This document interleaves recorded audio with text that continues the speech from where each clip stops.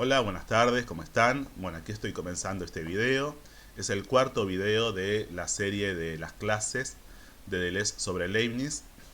Y en el día de hoy vamos a estar abordando un tema siempre presente, que no pierde vigencia y que tiene muchísimas aristas desde las cuales se lo puede enfocar, que es el tema de la libertad. ¿Sí? En este video es el tema central de esta clase, es la clase número 9 en el libro de Editorial Cactus que vengo trabajando, que se llama El Leibniz de Deleuze. Vamos a ver, ahí estamos viendo la portada, ¿sí?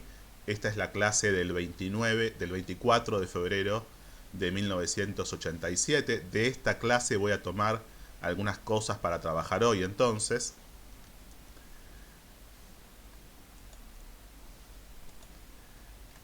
Y vamos a estar viendo, bueno, como hago en general, algunos puntos que me interesa resaltar.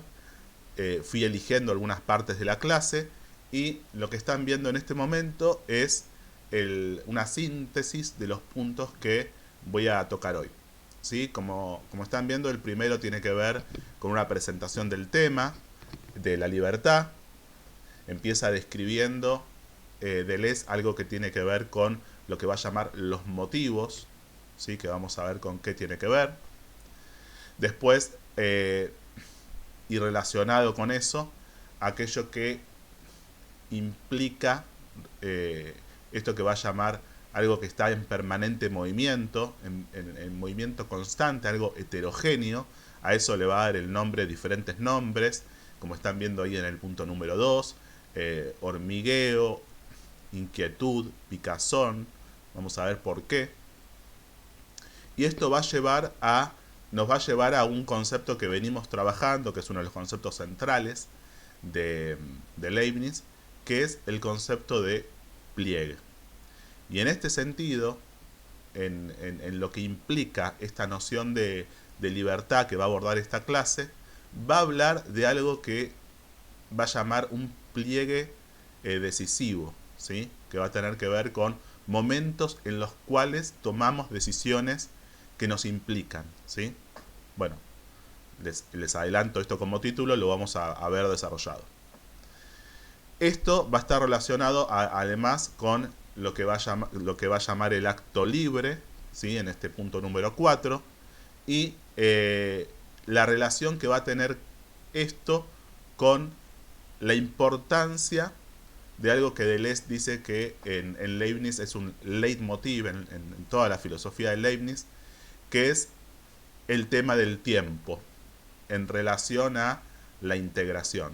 O sea, la importancia del tiempo para la integración. ¿Qué tipo de integración? Bueno, una integración psicológica, una integración espiritual, pero también, y con relación a los temas que trabaja Leibniz, una integración en el sentido de lo matemático. Esto va a estar a su vez vinculado con lo que va a llamar la amplitud del alma, ¿sí? Vamos a ver con qué tiene que ver eso. Y además con la importancia, hablábamos de la importancia del tema del tiempo en Leibniz y justamente al mismo tiempo la importancia del presente. Entonces hay algo que va a ser también central y fundamental para la concepción de la libertad y para la concepción del alma y de la amplitud del alma en Leibniz, que es esta idea del presente. El presente como una condición para la idea del acto libre. Y por último, vamos a estar viendo como diferentes grados de esta amplitud del alma. El mínimo grado va a tener que ver con esta idea de los condenados, lo que va a llamar los condenados en el cuento que toma como referencia para el título de esta clase, que es la canción de Belcebú sobre la libertad y la condenación. Ahí están viendo a la izquierda el título. Sobre este relato, digamos, de este título de la canción de Belcebú, va a tomar esta idea de de la libertad y la condenación. Entonces va a decir que la mínima amplitud del alma va a tener que ver con el hombre del resentimiento, va a tener que ver con el odio, y por el contrario, o en contraste con eso, aquello que tiene que ver con ir ampliando o progresando en lo que ya vimos en videos anteriores, que tenía que ver con esta zona de región clara o zona de región iluminada, va a estar relacionado con llevar esta zona a una mayor o a una máxima distinción posible. Y finalmente, ahora sí, en el último punto, vamos a ver algo que tiene que ver con la importancia del conocimiento en relación a este progreso que les hablaba recién, vinculado con la idea de luz, ¿no? La idea de luz en general es muy importante en Leibniz. Ya vimos en videos anteriores algo que tenía que ver con con diferentes corrientes filosóficas, los neoplatónicos, los estoicos, etc. La idea del orden del tiempo y finalmente una reflexión en torno al nacimiento como un punto privilegiado y un punto central en esta concepción. Bien, con todos esos ingredientes entonces les propongo comenzar este recorrido por esta clase. Bien, empieza con una frase convocante de Deleuze, provocativa también, que es la que están viendo allí en esta placa. Dice: no soltaremos los textos de Leibniz hasta no encontrar una respuesta a la pregunta, ¿sí? Y la pregunta es: ¿y nuestra propia libertad en este mundo sin referencia a otros mundos incomposibles? Bueno, habíamos visto algo de esta idea, de esta noción de los mundos incomposibles en Leibniz en clases anteriores, y aparece entonces la pregunta acerca de la libertad.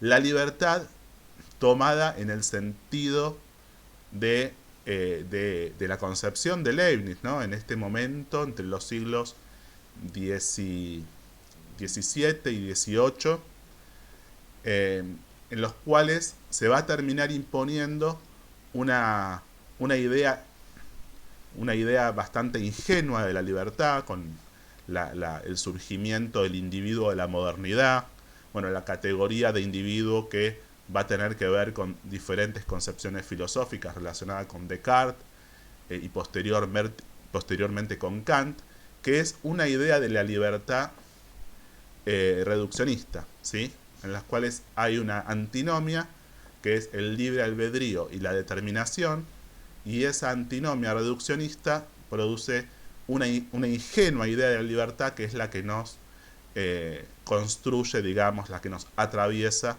a todos nosotros. Aquí Leibniz va a estar complejizando, ¿sí? esta idea, esta noción, y no va a encontrar no va a oponer, no va a realizar una antinomia, no se va a quedar en este reduccionismo, sino que la idea, como vimos también en el video anterior, la idea de orden no va a estar en contraposición, ¿sí? O en contradicción con la idea de libertad, sino que al contrario se van a potenciar mutuamente. Bien, vamos a ver a qué llama los motivos, ¿sí? Leibniz. Ahí están viendo en este segundo párrafo, dice: es sobre una fenomenología de los motivos que Leibniz va a fundar su concepción de la libertad. Nos previene: no objetiven los motivos, no hagan de ellos algo que estaría fuera del espíritu o en el espíritu como representaciones objetivas. Bien, aquí ya tenemos algo con lo cual comenzar, que tiene que ver con esta idea de la no objetivación de los motivos, con esta afirmación del espíritu, de lo espiritual en sí mismo. Van a ver que a lo largo de este video vamos a hablar bastante del espíritu, vamos a hablar del alma, como ya lo venimos haciendo. Y esto, esto obviamente que está en tensión con la concepción positivista que se va a instalar a lo largo de que ya se está instalando y se va a terminar instalando en estos siglos en los que Leibniz es contemporáneo, y que va a producir, digamos, lo que vamos a llamar el conocimiento, ¿sí? El conocimiento, las ramas del conocimiento y esta idea de el conocimiento científico. Entonces, ahí ya en este párrafo nos previene de no objetivar esto que va a llamar los motivos. Va a decir, no son pesas sobre una balanza. Ahí yo creo que esa frase también es bastante clara, ¿no? Entonces, toma el espíritu como un punto de partida. Y en ese sentido es que dice, es el espíritu el que produce los motivos, no son estos los que los hacen producir algo, ¿sí?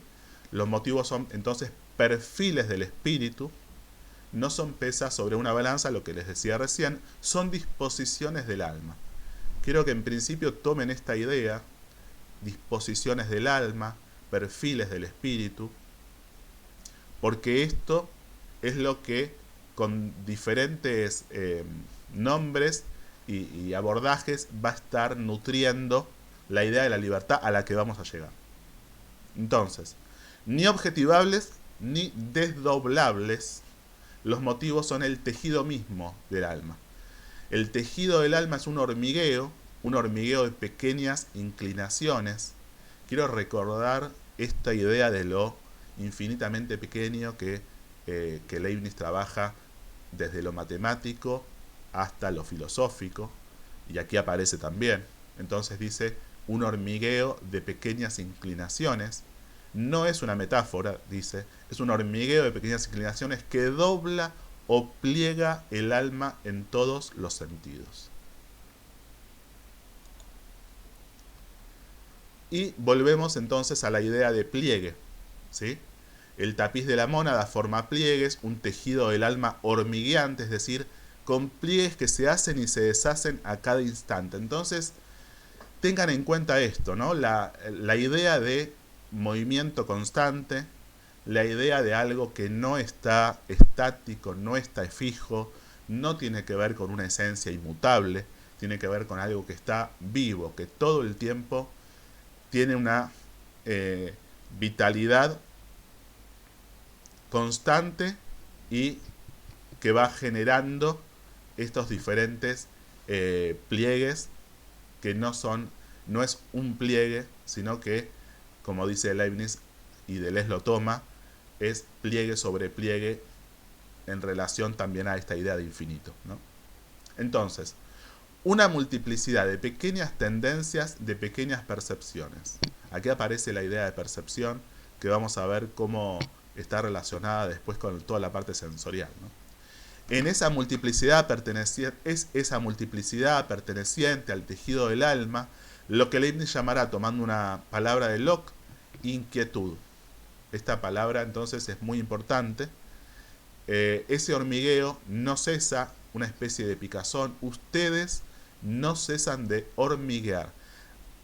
Hay algo que tiene que ver con esto, que es la idea de multiplicidad, ¿sí? Estamos formados por multiplicidades al infinito que no cesan de estar en movimiento, y que esas multiplicidades que tienen que ver con esta idea del pliegue en algún punto van a llevar a momentos importantes de toma de decisiones, ¿sí? Y que eso va a tener que ver con la idea de libertad y del acto libre. Vamos a ver de qué manera. Un tejido viviente del alma que no cesa de plegarse. Leibniz dice que se trata del péndulo, que en alemán se dice inquietud, y en este sentido de que no es un péndulo objetivo. De vuelta nos previene en relación a esta idea de la objetividad, de no terminar en un reduccionismo ligado a la idea de objetividad. Venimos viendo en diferentes videos de este canal la interpelación, la deconstrucción de la antinomia sujeto-objeto, ¿sí? Y también al mismo tiempo estoy tratando de trabajar mucho la antinomia materia-espíritu, ¿sí? Creo que ese punto de confluencia de la deconstrucción de esas antinomias tan fundamentales en nosotros, tiene que ver con esa zona de confluencia que me interesa mucho trabajar, de lo epistemológico, lo filosófico y lo espiritual. ¿Sí? Por eso le puse ese nombre a una de las listas de reproducción de este canal. Bien. Se trata, dice Deleuze, de todo un conjunto perceptivo inclinatorio. Entonces toma dos ejemplos del mismo Leibniz, que son ir a la taberna, ir a trabajar. Cada uno de esos ejemplos implica una diferente heterogeneidad de este conjunto perceptivo inclinatorio.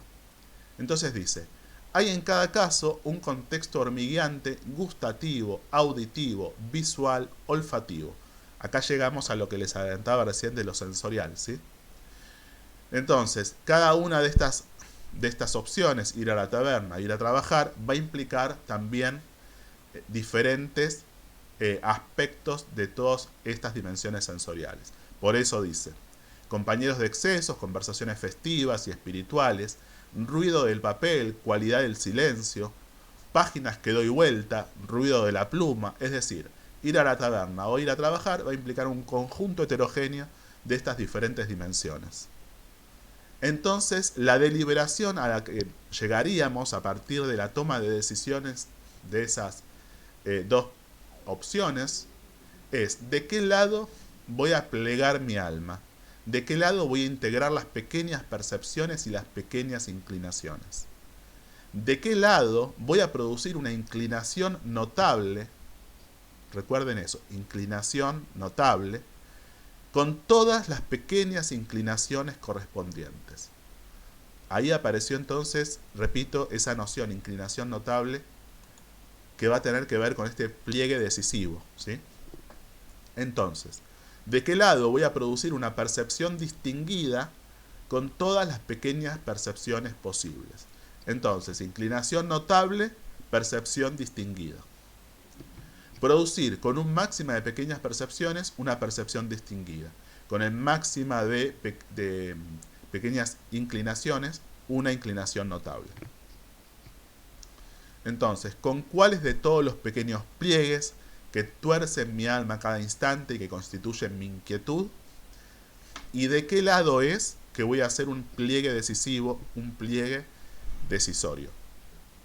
En otros términos, ¿cuál es la acción que en el momento considerado llenará mi alma según su amplitud? Acá aparecen dos términos nuevos importantes. Uno refiere al acto, a la acción, por eso vamos a hablar y a reflexionar sobre el acto libre, por un lado, y también aparece al mismo tiempo este concepto de amplitud del alma. Estas dos nociones, acción, acto libre y amplitud del alma, tiene que ver con lo que sigue. Entonces, volvemos al tema del péndulo, dice, de allí el término perpetuo del péndulo como amplitud del alma en tal o cual momento, ¿sí? Recuerden esta idea del péndulo, la idea de inquietud, esta idea de que hay algo que está en permanente movimiento, ¿sí? Fíjense cómo esto, de vuelta, interpela, cuestiona la idea de la esencia como algo inmutable, como algo fijo, la repercusión que esta interpelación tiene para lo que es la idea de la subjetividad. Entonces dice, no hay más que inflexiones en el alma. ¿Qué es lo que será la inflexión en el alma? Y dice, ella recibe un nombre, inclinación. Por eso hablábamos antes de, bueno, esto de la inclinación y llegar a una inclinación notable, ¿no es cierto? ¿Qué quiere decir para nosotros ser libre? Y estamos llegando al meollo del asunto, ¿no? Quiere decir estar inclinado sin estar necesitado, ¿sí? Entonces, esa noción esa frase, ese concepto, estar inclinado sin estar necesitado, no es no tener relación con ningún tipo de orden. Es estar inclinado sin estar necesitado. Los motivos me inclinan sin que lo necesite. La inclinación en el alma es la inflexión en el alma. La inflexión tal como ella está incluida. El acto libre será aquel que efectúe la amplitud de mi alma en tal o cual momento, en el momento en que lo hago. Bueno, muchas cosas acá, ¿no? Entonces, la relación directa con el acto libre y libre se va a definir por la efectuación de la amplitud del alma, pero además no solamente eso, sino que eso se da en el presente, ¿sí? Por eso cuando dice en el momento en que lo hago, se refiere exactamente a eso. Entonces, lo que es capaz, dice, de llenar la inclinación del alma en un momento dado es una inclinación notable. Integrar las pequeñas inclinaciones requiere tiempo. No puede entenderse aquello que solo nos llegará más tarde. Esta idea de tiempo es absolutamente central. Les adelantaba antes que para Leibniz es el leitmotiv, dice Deleuze, de su filosofía, que es esta frase, es algo que requiere tiempo, la integración, en un doble sentido. Dice, si es en el ámbito de la matemática, será una integración, será un tiempo matemático. Si es la integración psíquica, será un tiempo psíquico. Bueno, ahí está haciendo esta relación, este paralelismo entre dos de sus intereses fundamentales. Dice que la cuestión es que no conozco la amplitud de mi alma en ese momento, por eso es que necesito tiempo. Muy frecuentemente hago un acto que no responde en absoluto a la amplitud de mi alma. Esto es lo más habitual. En lo cotidiano no necesitamos, no podríamos estar siempre haciendo actos que tengan que ver con la amplitud de nuestra alma. Lo dice de esta manera, ¿sí? Dice, cada vez que hago un acto maquinal, por ejemplo, no hay razón para someter todas las acciones al criterio de si es libre o no. La libertad es para ciertos actos. Yo diría que todos los actos maquinales habituales se hacen solamente para calmar la inquietud. No hablaremos de libertad más que allí donde se plantea la cuestión de un acto capaz o no de llenar la amplitud del alma en tal momento. El acto libre es en el presente, la importancia de la acción en el presente en toda la filosofía de Leibniz. Bien, cuando se trata de mostrar en qué consiste la inclusión, Leibniz parte siempre del acto haciéndose, no del acto hecho. Da el ejemplo de escribo, viajo, etc. Siempre es un acto en el presente. Es porque el acto presente, escribo, está incluido en la mónada, que desde entonces las causas por las cuales escribo, es decir, los actos pasados, también lo están. O sea, siempre se parte del presente. Eso tiene que ver con despejar esta idea de la previsión o de la anticipación, que es una idea falsa, dice Deleuze, y vamos a ver de qué manera. La inclusión es el cierre, la mónada encierra sus propios predicados. La inclusión entonces corresponde al acto libre haciéndose, remarco eso, haciéndose, y no a los actos pasados. La inclusión es la condición del presente viviente, dice del presente viviente y no del pasado muerto.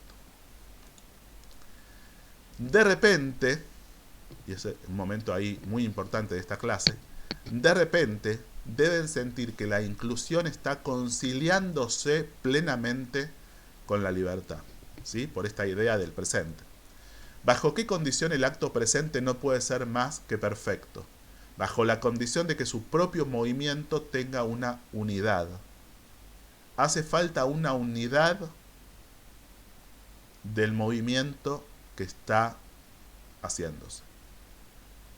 Si siguieron los videos anteriores, la palabra unidad seguramente les resuena, ¿sí? Les resuena les evoca todo lo que trabajamos acerca del tema del alma, ¿sí? Puntualmente en el video anterior. Lo que da una unidad al movimiento es el alma. Es el alma del movimiento. Solamente el alma, dice, es capaz de dar una unidad al movimiento. El acto perfecto es el acto que recibe del alma, que lo incluye, perfecto en el sentido de lo que venimos hablando, ¿sí? La amplitud del alma. El acto que recibe del alma, que lo incluye la unidad de un movimiento que se está haciendo. Bueno, en esta frase reúne todo lo que venimos diciendo en las últimas placas. ¿Bajo qué condición recibe esta unidad? Bajo la condición de estar incluido en el alma, de estar incluido en el presente. Y retomo lo que decía antes.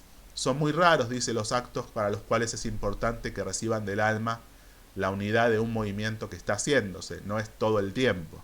Hay momentos puntuales, específicos, hay momentos de pliegues decisorios, para tomar este concepto anterior. Hay todo tipo de movimientos que se hacen completamente solos, ¿sí? Caminar, andar por la calle, todo eso es el ejemplo que pone Deleuze. Y luego, repentinamente, hay un momento que necesito del alma. Hay momentos decisivos, hay momentos importantes. Quizás cada uno evoque, recuerde o esté pasando por momentos que siente que son decisivos y que son decisiones que expresan al yo, ¿sí? Que tienen que ver con algo, no al yo superficial, al yo cotidiano solamente, ¿sí? Sino esta unidad de la que está hablando Deleuze y Leibniz. Entonces dice, repentinamente hay un momento que necesito el alma, no la necesito todo el tiempo. Y dice, tengan el alma tan estrecha, es una cita, ¿sí? O sea que lo toma de Leibniz. Tengan el alma tan estrecha como quieran. Serán libres en el momento en que hagan en el presente actos que expresen esa amplitud. El tema de un movimiento haciéndose y captado sobre lo vivo, en tanto se hace y en tanto recibe del alma, recibe su unidad del alma, no va de suyo, es una visión barroca. Bueno, acá empieza a hacer una articulación con todo lo que implica lo barroco, digamos, en la filosofía, en el arte. Hace una evocación de diferentes aspectos del arte, en la pintura, en la literatura, ¿sí? Toma un ejemplo de Jean Rosset sobre la literatura barroca, y un ejemplo en relación a la muerte, al ciclo de la vida y la muerte. Dice, yo la muerte no soy un esqueleto, es decir, que el esqueleto es aquello que dejo tras de mí, es lo una vez hecho, es la muerte completamente hecha. Entonces ahí hay algo que tiene que ver con que hay algo que se está dando siempre en el presente, y la vida y la muerte no verlas como polos absolutamente separados y como una antinomia, sino como que algo que siempre está en relación, está en movimiento, ¿sí? Y dice justamente esto, pero la muerte es la muerte como movimiento haciéndose, son ustedes en su presente, no es ni del pasado ni del futuro. La mínima amplitud del alma la expresa el hombre del resentimiento, el hombre que se aferra perpetuamente al odio. Aquí ya entramos en este tema, ¿no? De la mínima amplitud del alma, y vamos a ver después el tema del progreso también, en relación a la iluminación y la profundización de la región clara que expresamos. El que en boca de Belcebú, dice, ante la sugerencia de renunciar al odio para recibir la gracia, dice al mensajero echando espuma por la boca, fuera de mi vista, pobre idiota, pobre imbécil, ¿no ves que ese es mi placer? O sea, el odio y el resentimiento.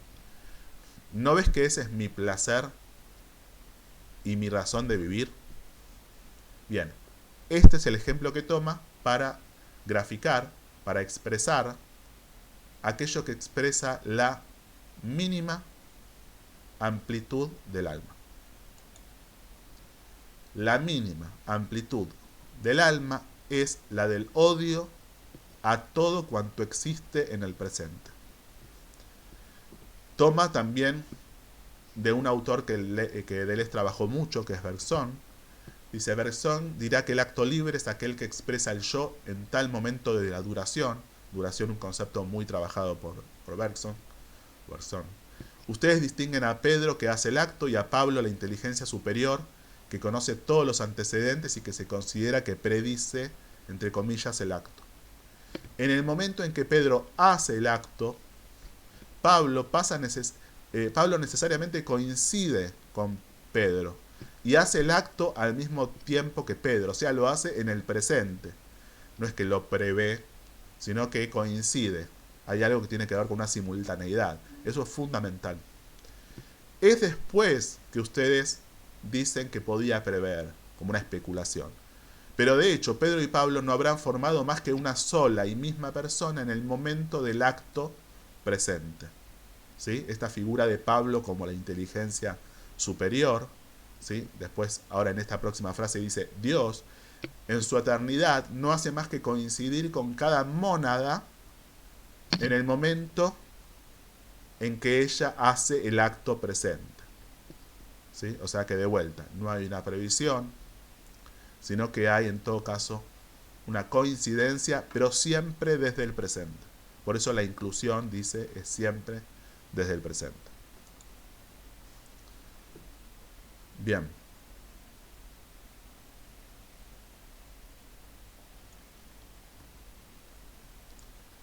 Vamos entonces al tema del progreso, ¿sí?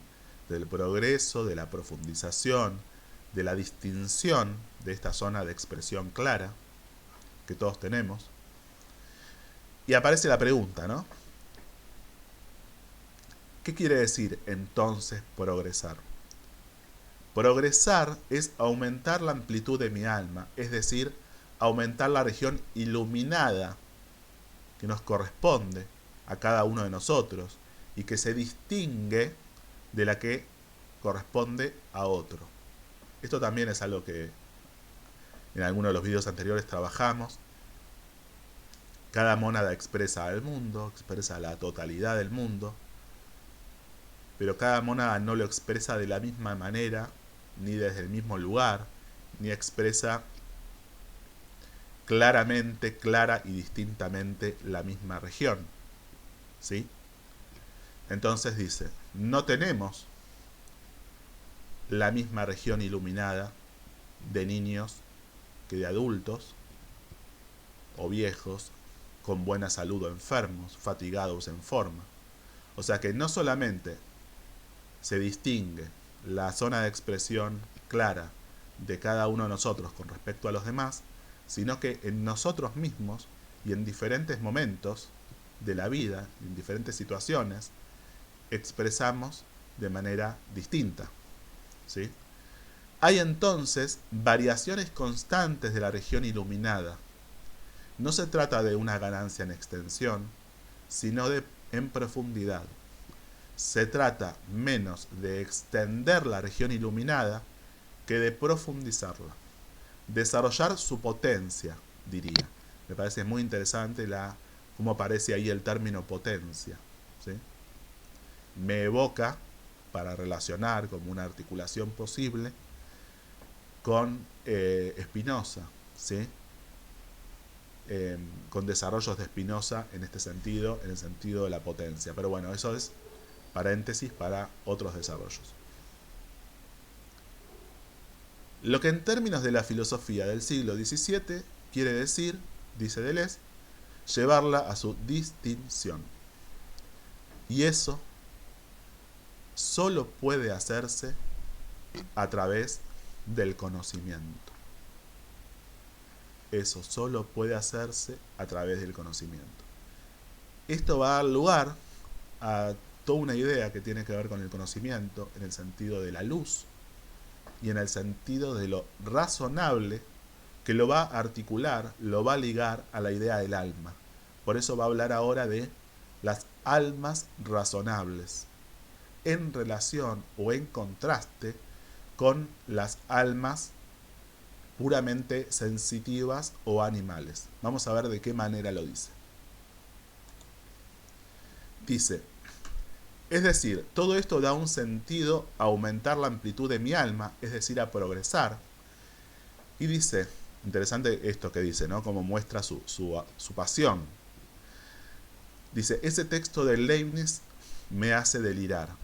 Se refiere al texto que se llama Defensa de la causa de Dios por la conciliación de su justicia con sus otras perfecciones. Dice, se refiere a esto que viene ahora, ¿no? Un acta sellada en la mónada es lo que distingue a aquellas almas que llegarán a ser razonables. Acuérdense de este término, acta sellada en la mónada. Un acta sellada, que es simplemente, dice, un tapón o una marca, sin duda con una fecha, el orden del tiempo, y que dice que en la fecha correspondiente, esa alma sensitiva o animal será elevada. Aquí volvemos o evocamos el tema de la elevación con el tema de la mónada y el tema de los dos pisos, ¿sí? de la mónada. Y se pregunta, ¿qué es esta acta sellada? Es evidentemente una luz. ¿Qué es la luz? No, perdón, ¿qué es la razón? Dice, sino una luz. Si no, la mónada es toda negra. Las paredes de la mónada son negras. Una luz destinada a encenderse más tarde. Y dice Deleuze, esto es una maravilla, ¿no? Esta idea de una mónada que tiene una acta sellada, que está destinada a encenderse en un momento determinado. Cuando llega mi fecha de nacimiento, entonces se trata de la hora de mi elevación al piso superior. Mi alma deviene razonable, lo que significa que la luz se enciende en la mónada negra, ¿sí? Cuando llega mi fecha de nacimiento. Ven entonces que hay un cuando yo no había nacido, un antes de mi nacimiento.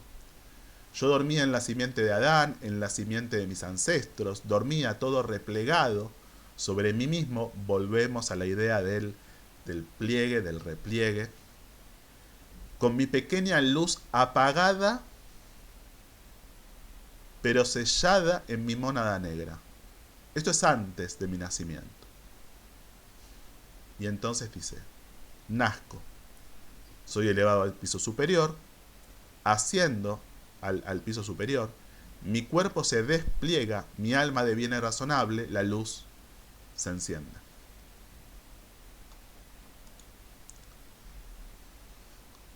Mi alma razonable lleva necesariamente al morir otra acta sellada, su acta de deceso. ¿Qué es el acta de deceso del alma razonable? Y dice Deleuze, escuchen, es mi último pensamiento. Las partes de mi cuerpo se repliegan, mi alma deja de ser razonable, vuelve a ser alma sensitiva y animal, pero, dice, ella lleva una nueva acta sellada.